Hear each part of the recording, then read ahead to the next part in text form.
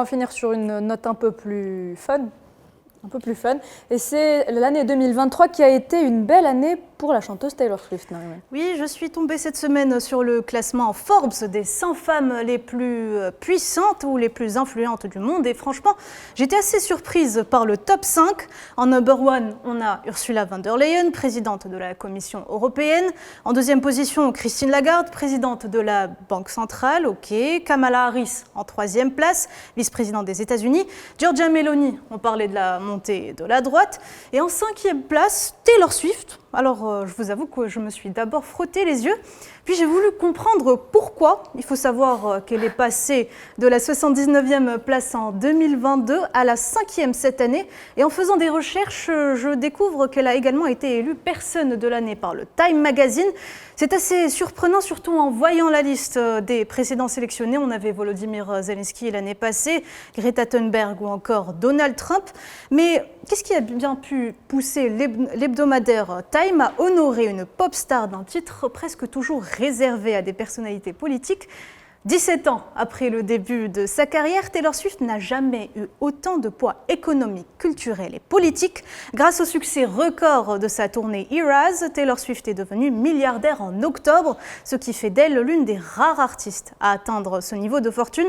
La série de concerts a même stimulé l'économie américaine selon le président de la Fed, John Williams, qui a parlé en septembre d'un effet Taylor Swift sur le PIB américain. Et ce n'est pas passé inaperçu auprès des leaders d'autres pays. Oui, dans une vidéo publiée sur YouTube en juin, le président chilien demandait à la chanteuse d'inclure son pays dans sa tournée en Amérique du Sud, une requête reprise par le maire de Budapest ainsi que par les leaders politiques au Canada et en Thaïlande. Grâce à ses fans, elle transforme tout ce qu'elle touche en or. Elle utilise surtout son influence pour appeler ses fans à s'inscrire sur les sites électoraux. Un enjeu de taille pour les démocrates qui tentent de mobiliser les jeunes électeurs.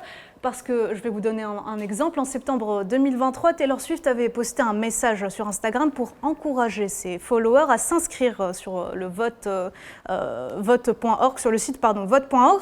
Et ce site a vu sa fréquentation augmenter de 1226% dans l'heure qui a suivi le vote, du coup juste en 60 minutes.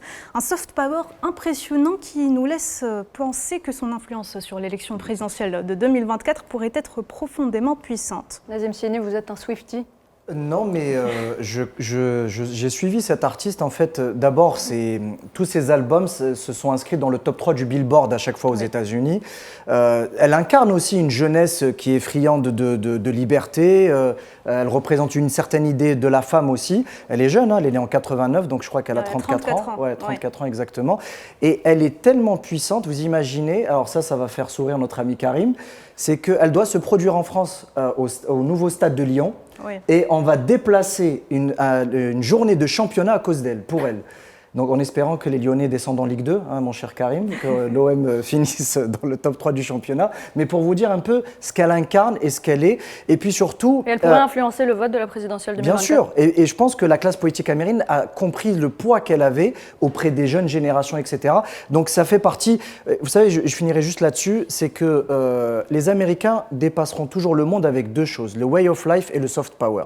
On consommera toujours de la culture américaine, leur musique, leur nourriture, leur technologie, etc. Et c'est en cela que Taylor Swift représente une idée de la puissance américaine. Elle représente une idée de la puissance américaine, Taylor Swift ? Comme ça, là, j'ai envie de dire, c'est la Jordan Bardella de ce classement. Donc j'espère qu'elle n'a pas les mêmes idées.